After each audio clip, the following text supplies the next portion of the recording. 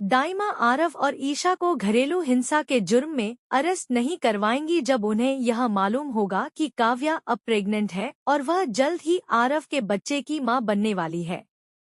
इस बात का पता चलते ही दाइमा की खुशी का तो कोई ठिकाना नहीं रहेगा और अब वह आरव दामाद जी के खिलाफ पुलिस स्टेशन में कोई भी केस फाइल नहीं करवाएंगी। जी हाँ दोस्तों, सीरियल पति ब्रह्मचारी में आने वाला है एक धमाकेदार ट्विस्ट, जहां एक और सभी घर वाले इस बात से बिल्कुल अनजान हैं कि आखिर किस तरह पूरन और मोनिका ने पैसों की खातिर संगीत अपने ही बच्चे का अनुराग जी के साथ सौदा कर दिया है। पैसों के लालच में अपने ही बच्चे को अनुराग जी और खुशबू की बच्ची के साथ तब्दील कर दिया। वहीं काव्या दाइमा को इस बात पर राजी करने की कोशिश कर रही होती है कि किसी तरह वह आरव को माफ कर दे।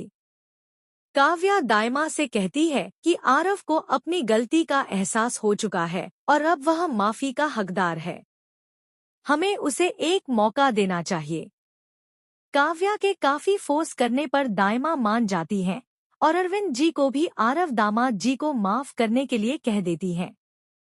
लेकिन सूरज के पापा सोचने के लिए थोड़ा वक्त मांग लेते हैं। अरविंद जी के वहां से जाते ही सूरज दाइमा से कहने लगता है कि जो कुछ आरव ने काव्या के साथ किया है, आज काव्या की जो हालत है उसका जिम्मेदार सिर्फ आरव है।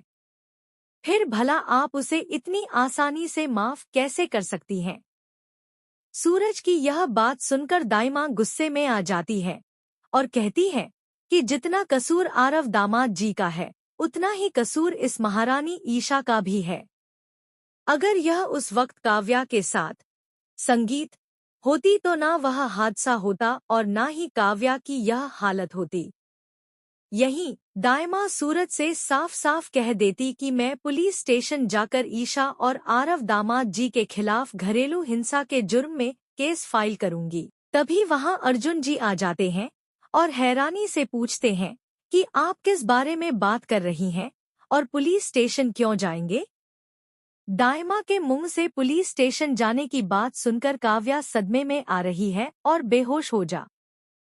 थोड़ी देर बाद डॉक्टर के आने पर जब काव्या को होश आता है तो डॉक्टर दाया को एक खुशखबरी देता है कि काव्या अब प्रेग्नेंट है, यानी वह जल्द ही आरव के बच्चे की मां बनने वाली है। डॉक्टर के मुंह से यह बात सुनते ही सारे घरवाले खुशी से झूम उठते हैं और जो दाइमा थोड़ी देर पहले गुस्से में आरव दामाद जी और ईशा के खिलाफ केस फाइल करने की बात कर रही थी, वह अब कहने लगती है कि जल्दी से जल्दी आरव दामा को बुलाया जाए और उन्हें यह खुशखबरी दी जाए कि वह अब बाप बनने वाले हैं। अरविंद जी भी यह खबर सुनकर संगीत खुश हो जाते हैं और साथ ही साथ सूरज भी अपनी बहन की खुशियों की खातिर आरव को माफ करने के लिए तैयार हो जाता है और फिर आरव आखिरकार काव्या को अपने साथ गुलाब हवेली ले जाने के लिए पहुंच जाता है। पर दोस्तों, आपको क्या लगता है, आरव ने काव्या के साथ जो कुछ भी किया उसके बाद क्या काव्या को आरव के साथ गुलाब हवेली वापस जाना चाहिए? ऐसा ही धमाकेदार एपिसोड देखने के लिए हमारे चैनल को सब्सक्राइब करें।